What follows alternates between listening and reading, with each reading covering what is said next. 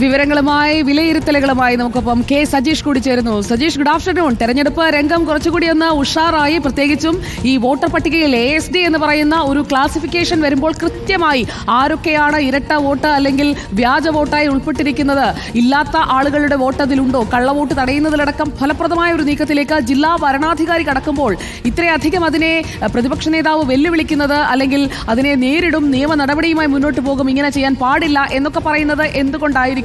CPIM ആരോപിക്കുന്നത് പോലെ കൂടുതൽ വോട്ട് ചേർത്തത് കോൺഗ്രസ് ആയിരിക്കുമോ സജീഷ്?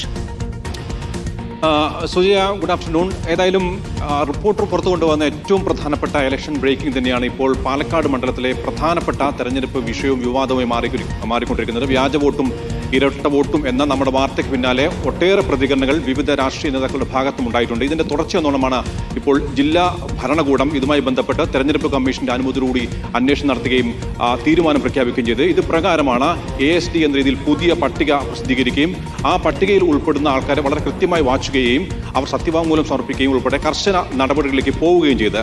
ഏതായാലും ഇതുമായി ബന്ധപ്പെട്ട് അല്പം മുമ്പ് VD സതീശൻ റിപ്പോർട്ടോട് പ്രതികരിച്ചത് ഈ വ്യാജ വോട്ട് വിവാദം CPMന്റെ ഒരു തിരക്കഥ എന്ന രീതിയിൽ തന്നെയാണ്. ഒരു പണിയും ചെയ്യാതെ CPM ഇലക്ഷനെ നേരിടുകയാണ്. ഈ പണിയൊന്നും ചെയ്യാത്ത മൂലം തെരഞ്ഞെടുപ്പിൽ പരാജയം മുന്നിൽ കണ്ടുകൊണ്ട് CPM മുന്നോട്ട് വെച്ച ഒരു ആരോപണം മാത്രമാണ് എന്നാണ് VD സതീശൻ ഇത് പറഞ്ഞിരിക്കുന്നത്. ഏതെങ്കിലും രീതിയിൽ വോട്ടർമാരെ ഈ വ്യാജ വോട്ട് എന്ന് ആരോപിച്ചുകൊണ്ട് ഏതെങ്കിലും രീതിയിൽ വോട്ടർമാരെ ആരെങ്കിലും തടഞ്ഞാൽ, പ്രത്യേകിച്ച് CPM പ്രവർത്തകരോ CPM നേതാക്കളോ തടഞ്ഞു കഴിഞ്ഞാൽ അതിനെ കർശനമായി നേരിടും എന്നൊരു മുന്നറിയിപ്പാണ് VD സതീശൻ മുന്നോട്ട് വെച്ചിരിക്കുന്നത്. നമുക്കറിയാം, ഈ ആരോപണം ഉയർന്ന അന്ന് തന്നെ CPIM ജില്ലാ സെക്രട്ടറി പറഞ്ഞത് 2700ഓളം വ്യാജ വോട്ടുകൾ ഇവിടെ രേഖപ്പെടുത്തിയിട്ടുണ്ട്. ഇതിന് പിന്നിൽ കോൺഗ്രസ് ആണ്.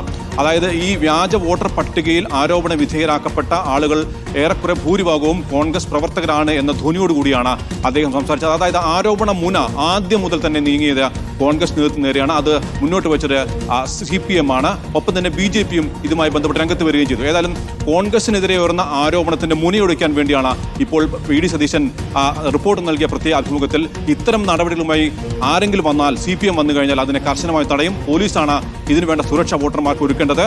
ആ സുരക്ഷ ഒരുക്കിയില്ലെങ്കിൽ കോൺഗ്രസ് പ്രവർത്തകർ തന്നെ അതിനെ മുന്നിട്ട് ഇറങ്ങുമെന്നാണ്. മാത്രമല്ല, ഇതേ സമാനമായ ആരോപണം കോൺഗ്രസ് CPMനെതിരെയും ഉന്നയിക്കുന്നുണ്ട്. അത് നേരത്തെ നമ്മൾ കണ്ടതാണ്. സരിൻ ഉൾപ്പെടെയുള്ള സ്ഥാനാർത്ഥി അടക്കം ഉൾക്കൊള്ളിച്ചുകൊണ്ടുള്ള വിമർശനം കോൺഗ്രസിന്റെ ഭാഗത്തുണ്ടായിട്ടുണ്ട്. ഏതായാലും റിപ്പോർട്ട് പുറത്തു കൊണ്ടുവന്നൊരു വാർത്ത ഇപ്പോൾ പാലക്കാട് മണ്ഡലത്തിലെ ഏറ്റവും പ്രധാനപ്പെട്ട തെരഞ്ഞെടുപ്പ് വിഷയവും വിവാദവുമായി മാറുകയാണ്.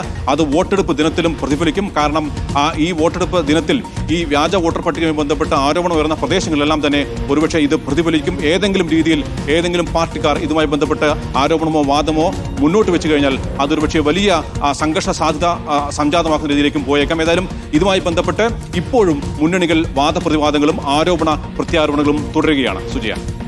ഓക്കെ, കെ സജീഷാണ് നമുക്കൊപ്പം വിവരങ്ങളുമായി ചേർന്നത്. എന്തായാലും വ്യാജ വോട്ട്, ഇരട്ട വോട്ട്, കള്ളവോട്ട്, വോട്ട് അനവധി. പക്ഷേ 916 വോട്ടർമാർ പാലക്കാട്ട് കാത്തിരിക്കുമ്പോൾ ഈ തെരഞ്ഞെടുപ്പ് ഗംഭീരമാക്കും.